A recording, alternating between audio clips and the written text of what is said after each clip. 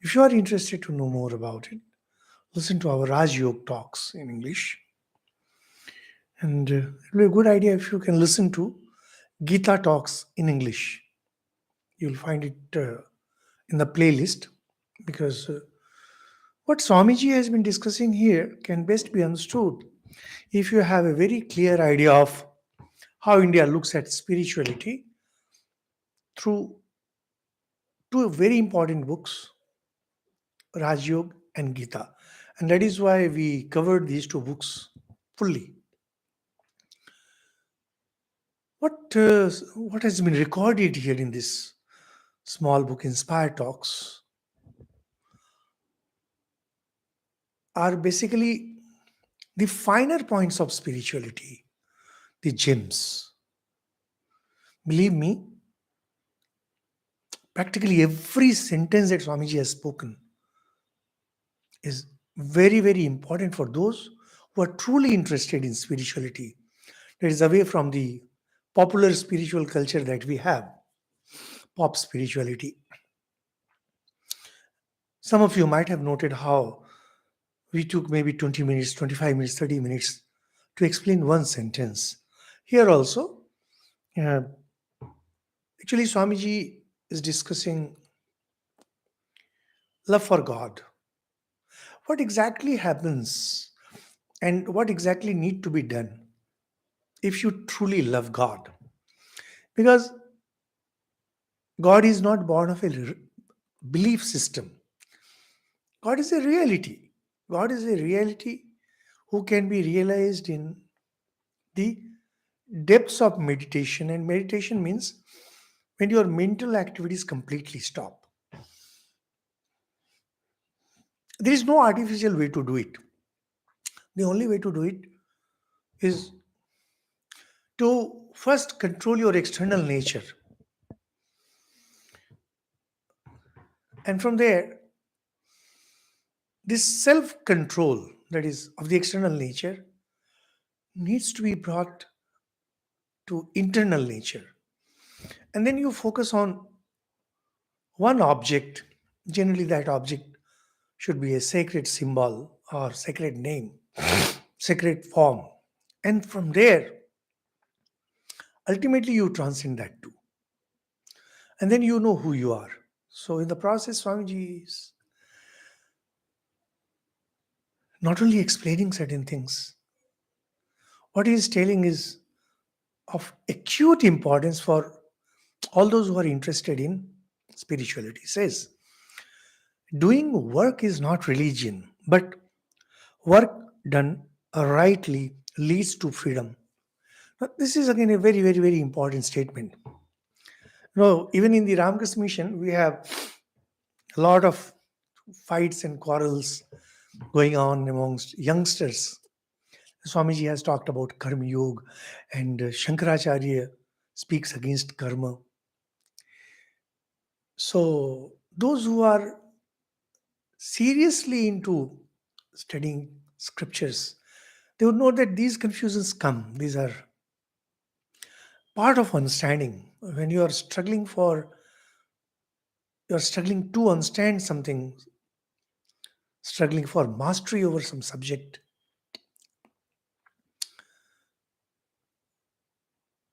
these obstacles come. And when these obstacles come, essentially it means that you are progressing. If you have no question, it means you are not understanding. Or maybe you know everything. But of course, if you are asking irrelevant questions or questions which do not belong to that subject, that shows stupidity of the highest order. Now, this doing work is not religion. So, doing good work. So, Karma Yoga is not religion, but Karma Yoga, work done rightly, leads to freedom. Goal of spirituality, goal of Vedanta is freedom. And Freedom from what? See, let's not get into all those confusing things of whether Dvait is true or Dvait is true. No, no, it's not needed. Actually, people don't understand these things much, and so they go on quarreling. It's a very simple thing. And that is why I keep requesting you to listen to Raj Yoga talks.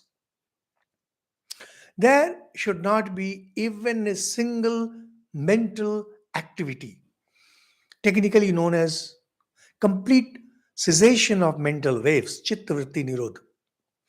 Now, when you have a desire to do something good, that means you have a vritti. When you have a desire to love someone, whether that's a physical love, whether that is emotional love, or it's platonic love, or nowadays more words are coming up. I don't even know. I'm out of the society for a very long time. Mental waves will be there. And if mental waves are there, you cannot know God. Even the desire to, even the desire to serve others. The problem is very often we confuse between nobility and spirituality. Nobility and spirituality, these are two different things. To be good, to be noble, that's the highest in the society. To be a gentleman, that's the highest in the society. But that's not spirituality. A spiritual person is good. A spiritual person is noble. A spiritual person is a perfect gentleman. But he's also much more. When you when you do a lot of work, and when the idea is to serve, truly serve, it purifies your mind because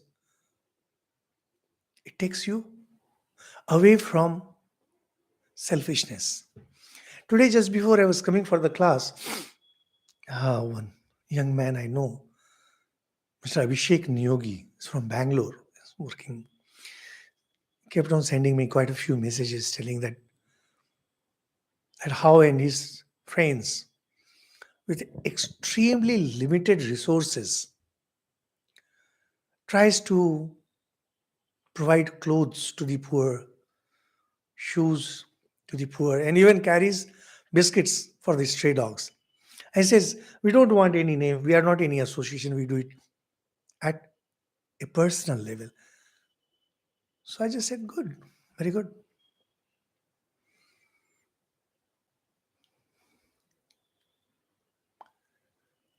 However, as far as higher spirituality is concerned, these things do not play much role. But we also need to remember that we are not, practically all of us are not ready for the highest spirituality. First, we need to be established in unselfishness, which we are not yet. As we proceed, today's discussion is only about love, how we grow up to love God, how we grow up to be unselfish. And then Swami says, in reality, all pity is darkness because whom to pity? Can you pity God? Another bombshell from Swami Vivekananda. In Vedanta, God alone exists.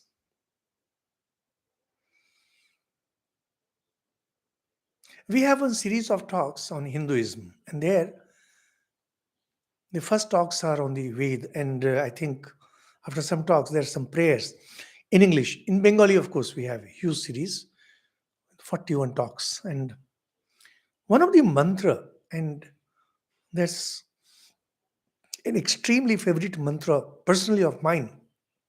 Tvam Sri Tvam Pumanasi. O Lord, thou art woman, thou art man, thou art young, thou art the old.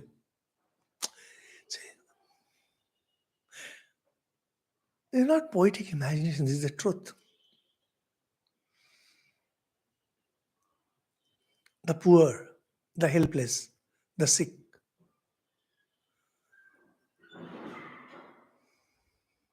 They are all they are all God, just putting on that particular mask. Neither he knows it nor I know it. Talking very personally, I'm saying. After all, I also have a mind of my own, and I also think and I also feel like expressing myself. As far as spirituality is concerned, and those who are listening to these talks, definitely you have a spiritual bent of mind. Why else would you listen? The worst sin for a spiritual person, or even for a gentleman, possibly the worst and the worst possible sin is to ask for something.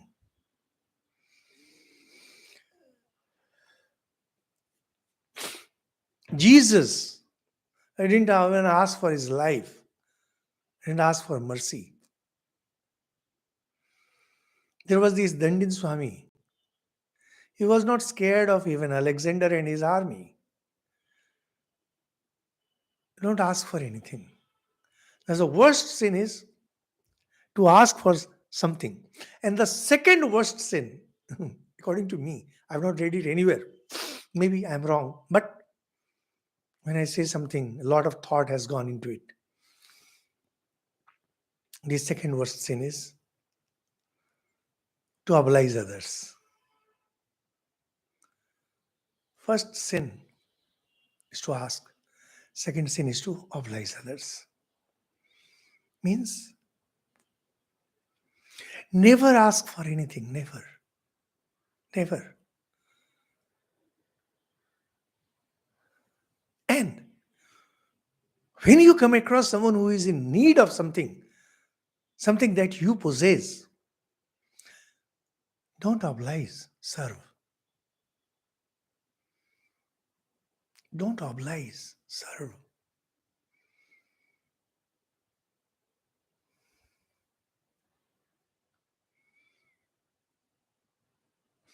If he is a male member, consider him to be Sri Rama, Sri Krishna, Sri Ramakrishna. And if it is a female, consider her to be goddess, Sita, Mother Sarada. Serve, don't oblige. Because to oblige means to pity. You can't pity God. Those of you who have some brush with Ramakrishna Vivekananda tradition will remember that famous incident which is oft quoted. Once Sri Ramakrishna was sitting in his room and talking about Vaishnava theological concepts. And one of them was compassion, Jivedaya, to have compassion, to have mercy on beings. And suddenly Sri Ramakrishna went into one of his spiritual moods and started screaming, "Who are you to have compassion? Serve, serve." Narendranath, later Swami Vivekananda, he was sitting in his room. And he came out of the room right away and said, "God,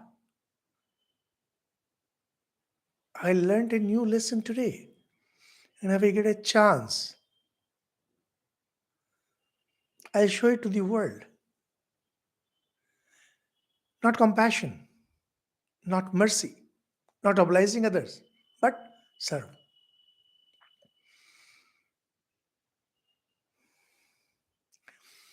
I'd been talking to some of my friends in recent times and said,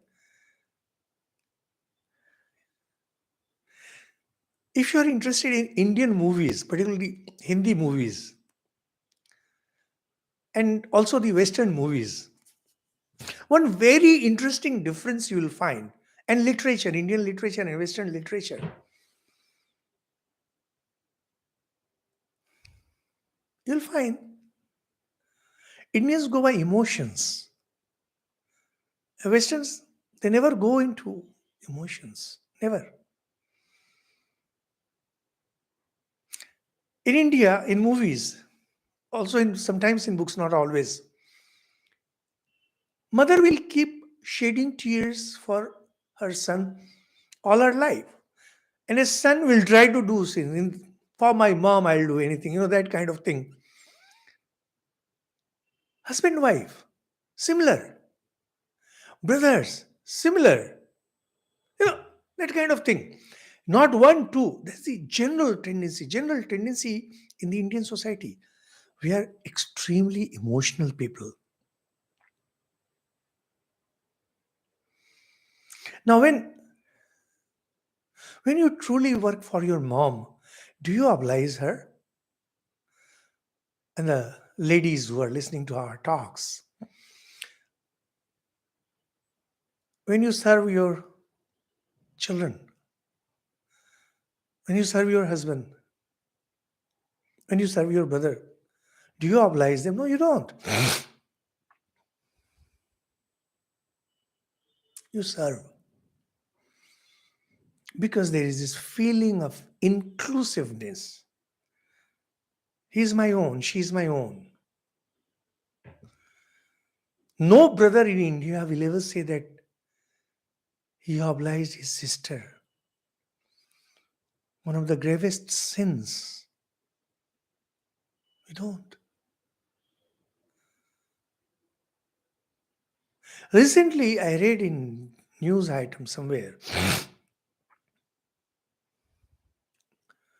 probably in a metro, a youngish boy was traveling, and there was youngest lady, and she was on the family way, pregnant. And someone nudged that boy, get up, give her a seat. He says, why should I get up? It is her choice. Believe me, my head sunk in shame. Is this the new India we are trying to create?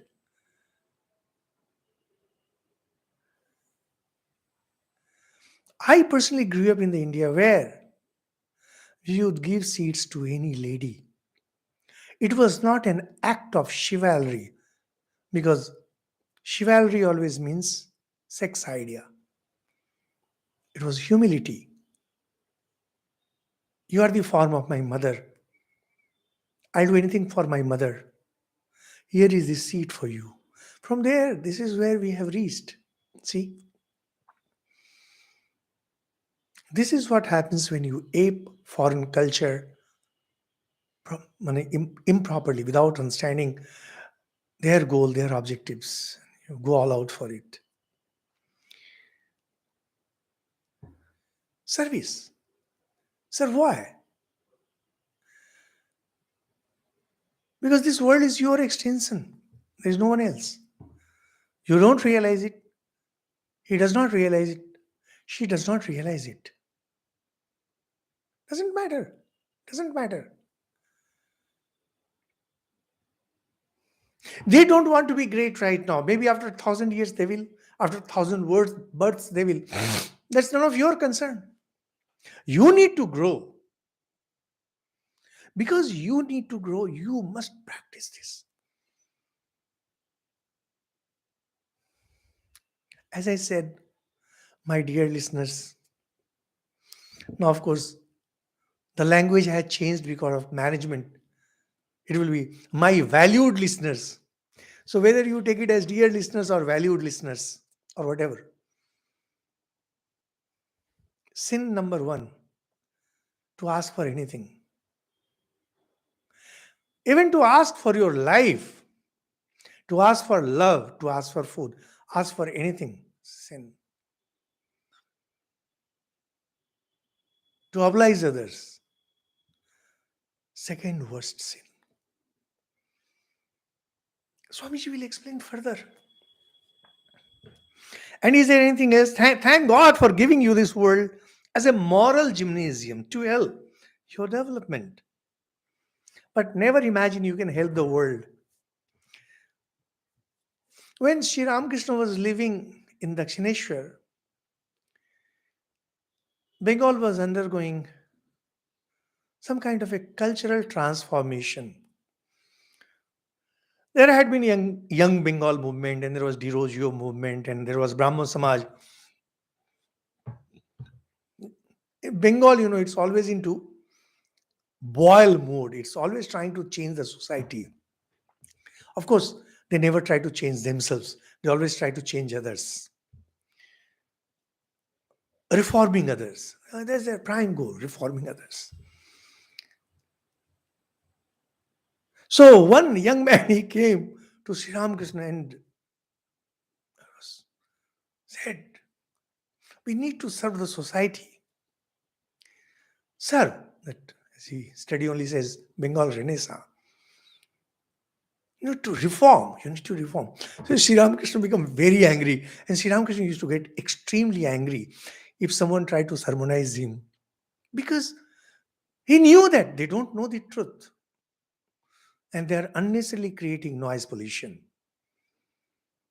He said, now think, think of you, me, everyone. You want to reform the society. Why? Because you think that you are an individual and everyone else are individuals. And here is this world where there is some kind of totality. So Sri Ramakrishna says, think of this huge universe, Vishwa Brahmanda. What is your significance here? Like the smallest worm. And then he gives this example. During rainy seasons in Ganga, you find millions of this, this crab eggs who have just become tadpoles. That is your significance in this whole universe. Whom do you think you can serve? You can't serve anyone. But this world is a great moral gymnasium where you do exercises. As you do exercise in the gym, and you become great. If they are poor, it is an opportunity for you to be great by serving them. If you come across someone who is illiterate, try to teach that person. Help coming to your house. Persuade her, persuade him that you will teach. Say that, okay, you come for 2 hours, give me another half an hour. I'll teach you to read. I'll teach you to write. And the house help says that, I don't have time. Say, okay, I'll pay. I'll pay for that half an hour too. You have a driver, do the same thing with that person. You're not obliging them. You're getting a chance. You're going to learn how to teach.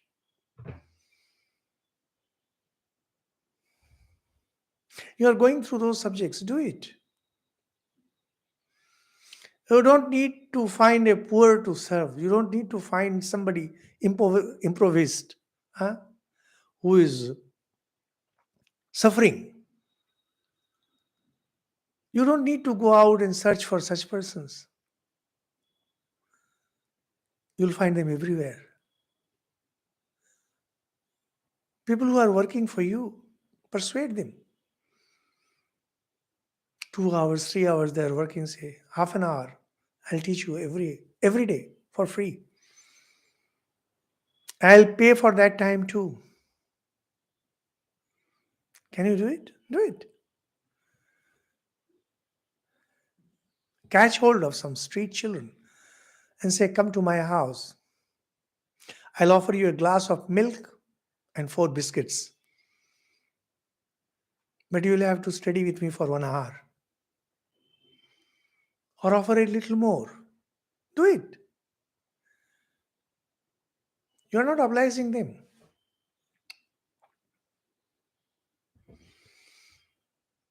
It's you whose heart is expanding.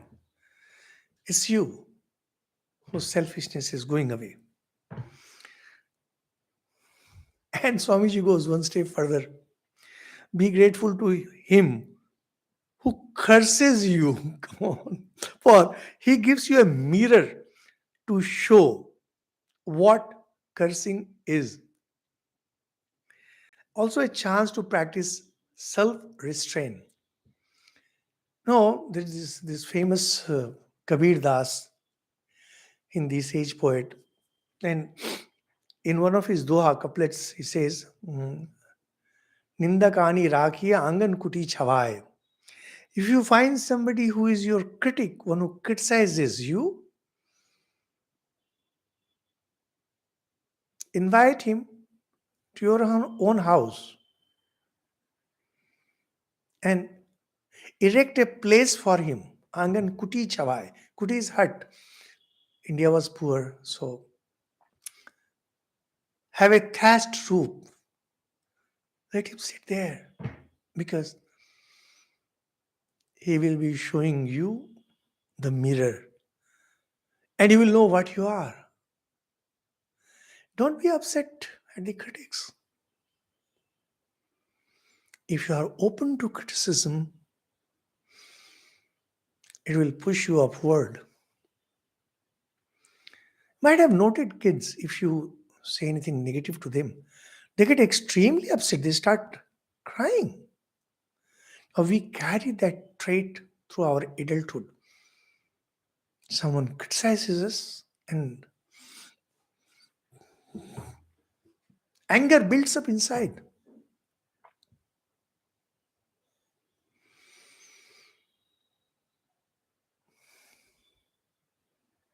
No. They are the people who are showing you the mirror. You know, then you know where you are making mistakes. Don't get offended. And even if you get offended,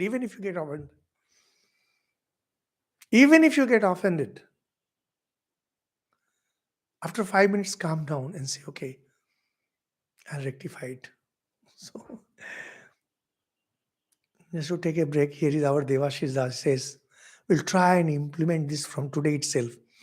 I'm sure he means now serving the society, how to serve the society. It's such a wonderful opportunity. Do whatever you can. If you have money, help. If you don't have money, help people otherwise. There are 1,000 ways to do it.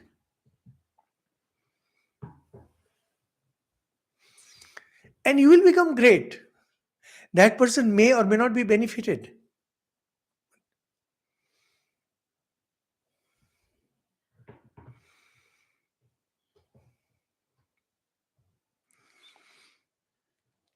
So, when somebody criticizes you, it hurts. It hurts very deep. Personally, I have grown up through criticism. If criticisms were an arrow, there won't be a micro centimeter, micro inch left where there is not an arrow. But that's how I grew. And we all grow through that. Those who cannot take criticism know that they are not meant to grow up. They continue to be a kid throughout their life and they will die a kid.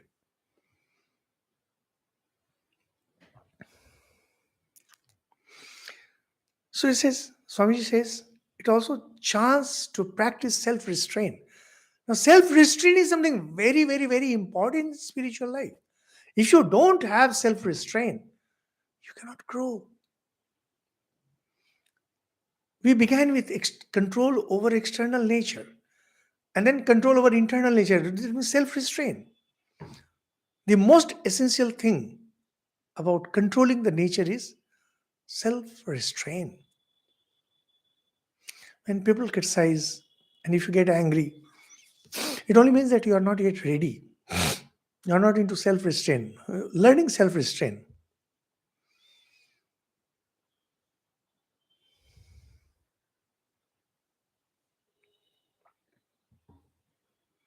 I mean, we should not take it to ridiculous levels. I remember once I was a young brahmachari. Brahmachari means novice, the early days. In Ramakrishna mission, you have to be in white dress for the first 9 years, and then only you get girwa, ochre. So it's a very funny, sad story. So in one room, we had two young monks living, and a friend of one of those young monks, he came and they were shouting and talking. The other one, he was a Japanese. He kept telling that look, you are disturbing. Why don't you go out and talk? It's such a huge campus. You can go and talk anywhere. So, and this fellow, he was ridiculing that brahmachari, the other one, by telling, we are teaching you self-restraint, titiksha, self-restraint. We are teaching you titiksha.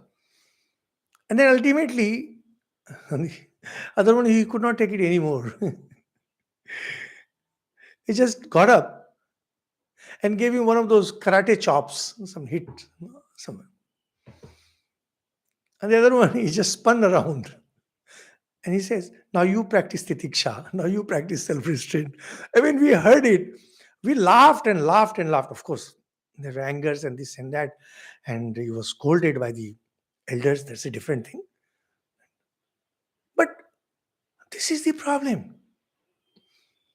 Self-restraint is for you.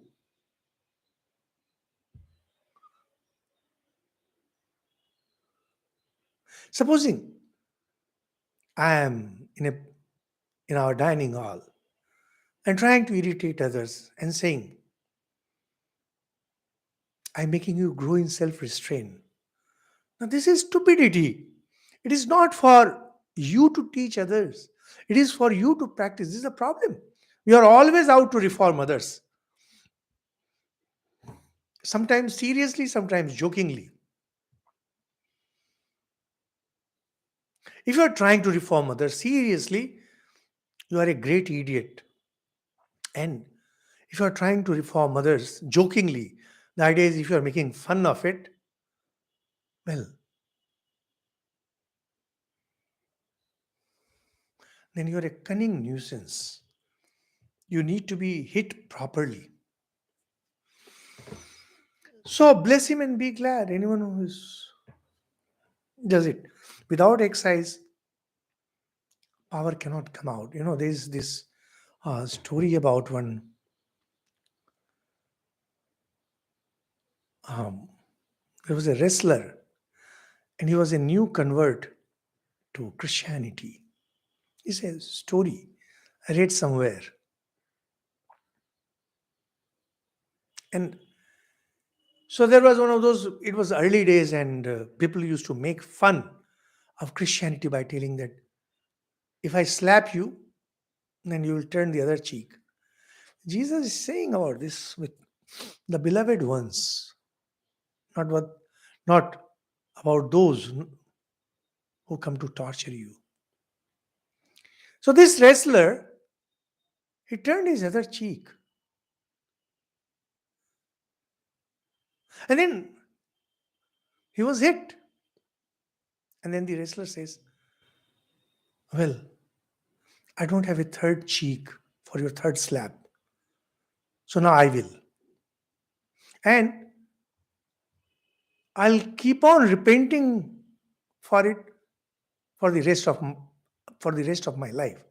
And he just lifted that fellow up and gave him a thorough bashing.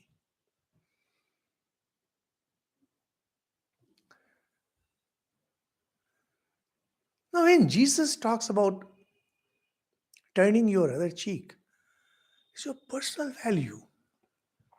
If you come and taunt me, if you come and disturb me, I will have to teach you a lesson. Well, that's what Hinduism says. Without exercise, power cannot come out. Without the mirror, we cannot see ourselves. If you go to a gym, you need to exercise. Exercise means lifting the weight, going against the gravity. That's how your muscles are built. So you need a mirror. And then from this self restraint comes the issue of brahmacharya, chastity, continence. And Swamiji says, unchaste imagination is as bad as unchaste action. Now, you people, most of you are in the world and you know these things much better.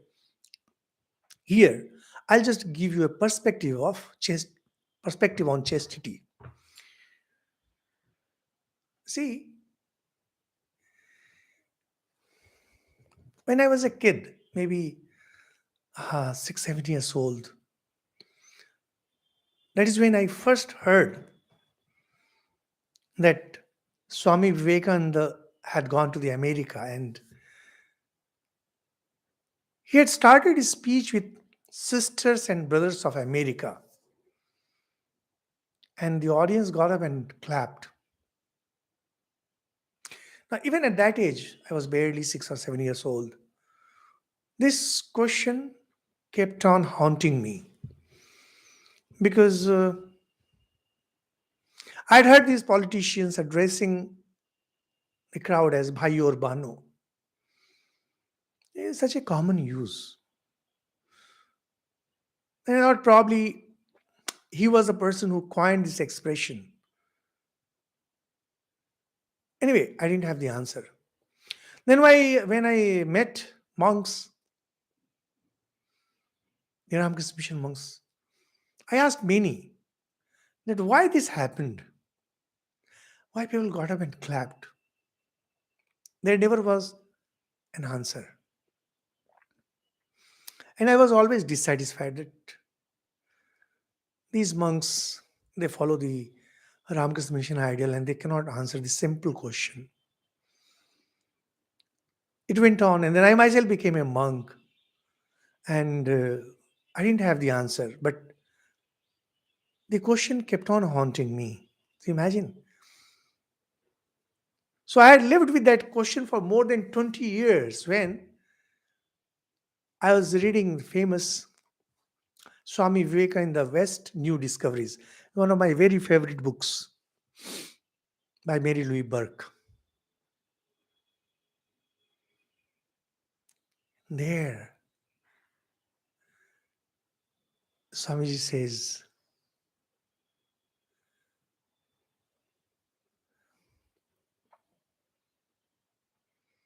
do you know when I said, sisters and brothers of America, why the audience got up and clapped? God, for nearly 20 years, 20 years or maybe more, add 1 or 2 years or subtract. I didn't read the next lines. I closed the book, went out, had a glass of water,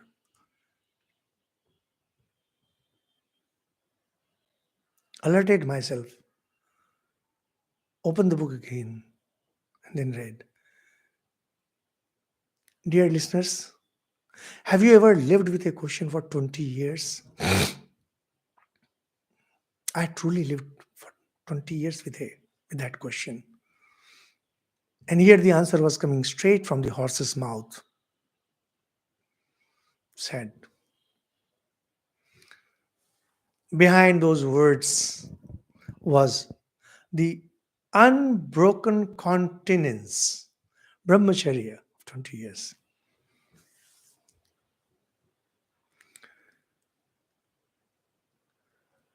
Unbroken, unbroken continence, self control, sexual self control. It was a taboo to talk about these things, and I was talking in front of the ladies, but Swami Vivekananda, being their guru, no one said a word. And then suddenly, so many of Swamiji's words, they fell into place.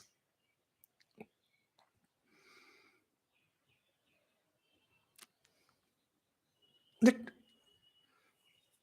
when you practice self control related to sex, it creates certain kind of energy. This is what the yogis say. But then there is much more to it. This continence, brahmacharya, self control, urges, they run at three distinct levels. When you enjoy something, enjoyment is not only of the mind, enjoyment is also of the senses. And when more senses are involved, your enjoyment is more. For example, food. Good food means involvement of all five senses. Nowadays, here at the university, we have lots of computer people, and they are into reading e-books. And many of you must be in the habit of reading e-books now. So in publishing world, they call it e-books and p-books, printed books. I keep telling them that, look, printed books give you a joy that e-books cannot give you.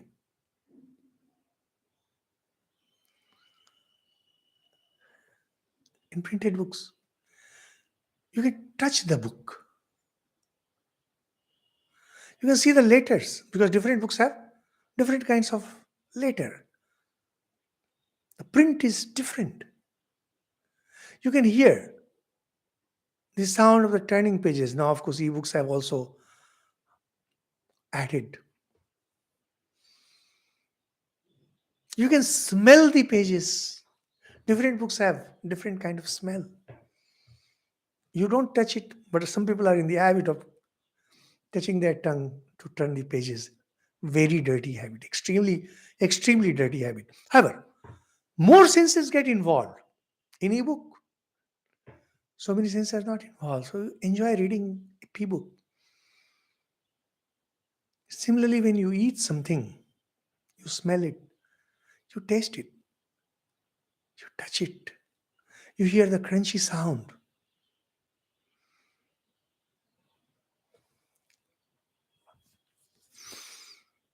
When it's carnal enjoyment, physical enjoyment, more senses are involved. You people know it much better. We will not go into the detail. And that's why it requires more self-restraint. If only one sense were to be involved, you can draw it back easily. But when many more are involved, so difficult to bring back. And that's why food and sex, these are considered to be extremely dangerous addictions. Food is an addiction. When you love to go outside and you love to go out and eat, it's an addiction. When you eat just to fill your belly and go about your work, it's not an addiction, it's a necessity. So, first thing is the physical aspect. So, restraining it is very difficult, no doubt about it. And as the yogis say, you lose your vital energies. When I was talking to a senior monk about it, what exactly this happens is, and then of course psychology admits it. Whenever you have physical intimacy with someone, it creates such strong psychological impressions that in many cases you may get unhinged. Your brain may go wrong. It happens. The lack of it and the indulgence of it both can both have extremely dangerous impact because in this world, the world that we live in, this is the most powerful force, much more powerful than atomic bombs.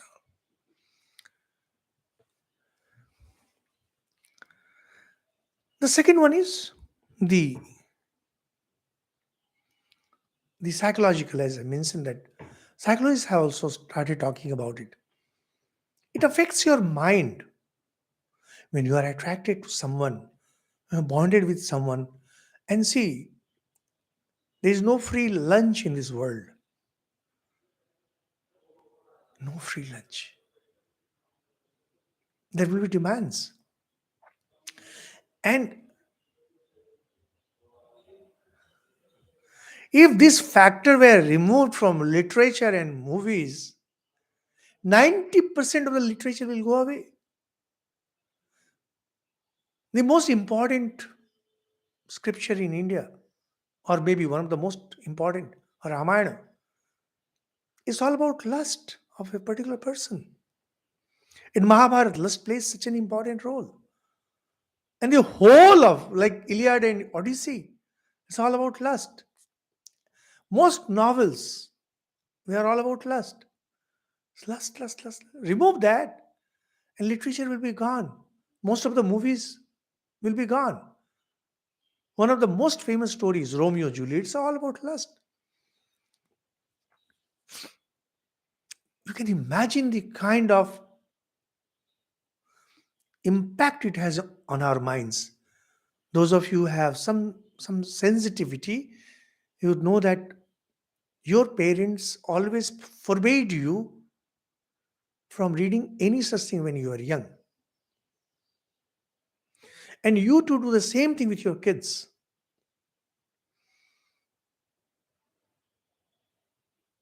Why? Because these things can unhinge you. Nowadays, this new term has come, child molestation. Why? It unhinges you. It's not only the energy at the energy level, it is at the psychological level. And third is spiritual level, which is dangerous. Spiritual level, what happens at spiritual level is you say that God is everything for me, and suddenly you are giving importance to someone else. The damage is permanent. I mean, it takes time. It takes time to repair that damage.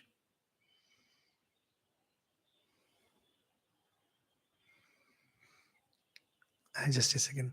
Akash Prasad, will you stop or should I block you? I admire Gandhiji, but I'm not his follower, okay? I do believe in taking hard steps when I'm taking classes. Now, if you either you stop your nonsense or I stop you.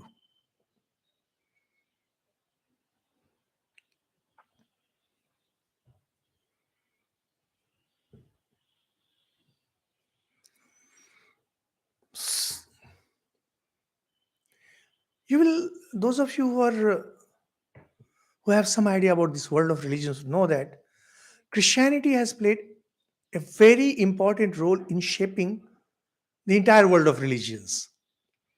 And lots of things have come from Christianity to India too. And Christianity is shaped hugely by the church. And the church says chastity, poverty, obedience. And so chastity has become such an issue with the Christians, particularly the Catholics. But in India, we have dharma, artha, kama, moksha. Earth takes you beyond physical wants. Calm takes you beyond emotional wants. Dharma takes you beyond evil births. Moksha takes you beyond everything. So calm, desires, physical desires, these are an integral part of Hindu religion. We have no issues with that. Nowadays, you'll find that a section of world media, and particularly a section of our intellectuals in India, eminent intellectuals, they keep on talking about Kam Sutra, attack Hinduism, and they keep on talking about statues, etc., of Khajuraho, Konark, etc., without realizing that Calm is an integral part of human life. Those who are mocking at it, they won't have been born if there was no calm between their parents, assuming that they are from their parents or whosoever gave birth. Gita very clearly defines it. Dharma viruddho bhuteshu kamosmi bhartarsava. I am calm. God alone is in calm. And in every being. But that calm has to be dharma or viruddha.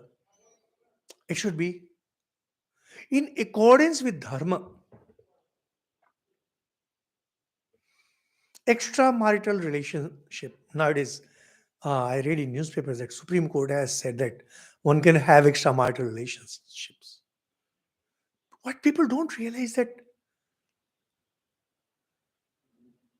once you step outside this Lakshmana Rekha, once you cross the boundary, it's not the physical thing. It gives a big jolt, very big jolt to your mind. And you don't realize that it unhinges you. Those who are into extramarital relation, see, who am I to condemn?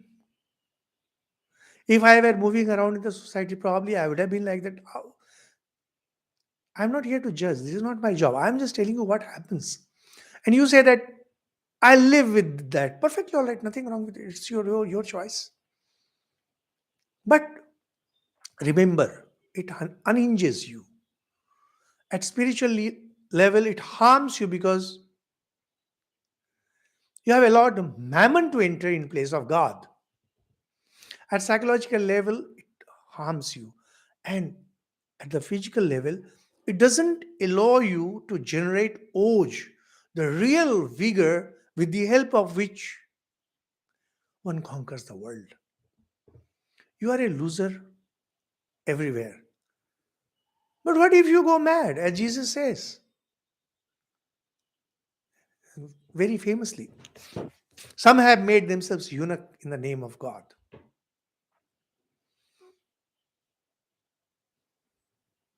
And he says, it is better to marry than to burn. Marriage, as an institution, is meant for this. Marriage is not to enslave females. Marriage is not meant to bound down males. Those who are doing in the society, what can I say about them? I mean, I can't tease them. They won't listen to me. But the important thing is that calm, which could have gone wild, calm, lust that could have burnt the society, now gets channeled. Think of fire. Think of forest fire. What havoc it can cause. Sex desires of a person can cause havoc. But once channelized, it becomes something like fire in an oven, controlled. Chastity means to control your urges. Control. Control. However, what we need to know, many people contact us. I mean, they have this problem of incontinence in this form, that form. But they don't realize that this is something very normal. Until you have body consciousness, till you think of yourself as a body, this problem will be there. Coming back to chastity, chastity works at two different levels. One is at a spiritual level, those who are given to God, they should go into it, get into it. Those who are those who are leading a cultural life, they cannot afford to do it. And those who are in the physical world doing all this, they also need to conserve it. because dharma does not permit wild indulgence to senses. One of the finest books from an Indian writer that I have read is Sanskar by U.R. Ananthamurthy. U.R. Ananthamurthy was from Karnataka. He passed away a few years ago. And he had gone to London for his PhD in English. And there he had nothing to do initially. So he wrote that book in 7 days. In fact, that is something I have realized. Some of the masterpieces, for example, Alice in Wonderland, that was also written in less than 7 days by Carroll. Now, here is this U.R. Ananthamurthy. He wrote this book, Sanskar, just in 7 days. And for me, it was a nerve wracking book, very powerful book. Of course, I read it in English.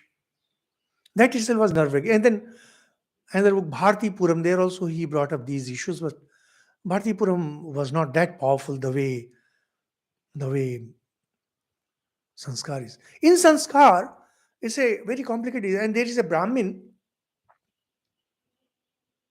He has to find out whether or not a person can be cremated because he had some intercaste marriage, something like that. And then he goes to meet some scholar, and there he has an encounter with a female who is from the dancing class or something. And he is in such bad mental state that he cannot apply self control. And after that, he himself gets unhinged, not permanently, temporarily. And he doesn't return to his home. He goes to some other place and he's hiding his face, not out of shame. Mind it. Very often we connect such adventures with shame. No, it's not. It affects your brain badly. We don't realize it. We have become so desensitized. We don't realize it.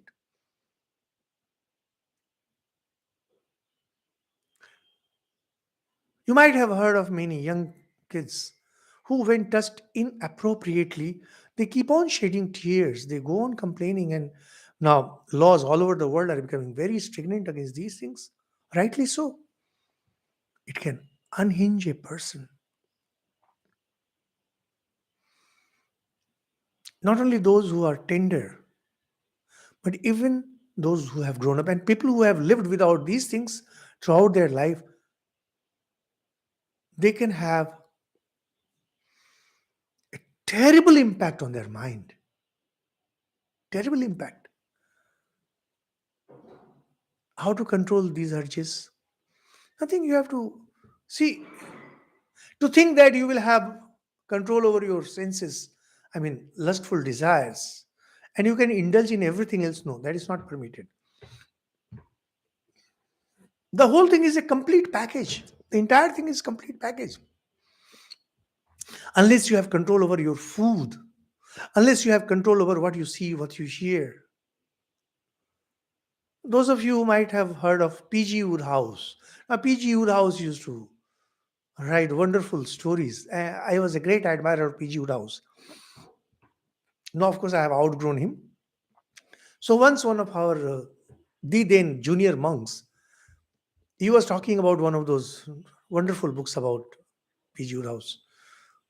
He has many famous series, Maliner Nights and Blinding Castle and Jeeves.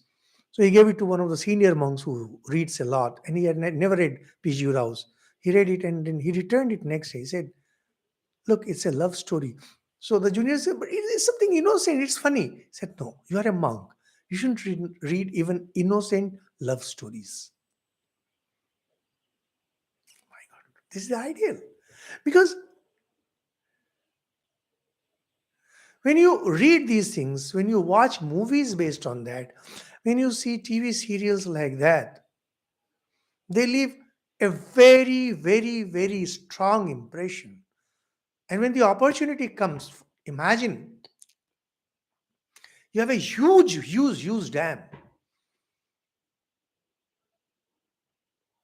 Use reservoir of water and you make a very small leak. Very small leak. You know what happens? Water starts flowing out of that leak. And before you have realized, the leak grows and the dam bursts. Alistair MacLean, there was a time I was a great fan of Alistair MacLean. You do all these things in young age. And in one of his novels, there's a theme where small explosion is caused by Allies army against the German armies. And there's a small leak in the dam. And slowly the whole thing bursts. If there is no water in the reservoir, then there will never be any problem. If the reservoir is really large and you make a small hole, whole dam will burst. There's a problem with incontinence. If you have power within you and allow a little opening, whole thing will burst. But as far as controlling is concerned, only thing that I know of is you need to stay away from lots of things. At the same time, those who are living in the society, they cannot control all these things. It's just not possible. So Swamiji says, controlled desire leads to the highest result. Control, channelize it, creativity, etc. Transform the sexual energy into spiritual energy, but do not emasculate. Do not become an eunuch because that's throwing away the power. If you lose your virility, if you lose that through artificial means, the power generation will stop. So don't do it. The stronger this force, the more can be done with this. This is again a very, very, very important later. Very important. Extremely important sentence. You need to have that power. The more power you have, more you can do. So either you need to restrain it completely or let it go out in the channels permitted by dharma. And if you can somehow transform it into creativity, you will see such desires will slowly wane down. Only a powerful current of water can do hydraulic mining. So, he just gives an example. So, well, our time is up. One paragraph, small paragraph remains, but that can be tagged with the topic of the next day. Thank you so much. Om Shanti. Shanti.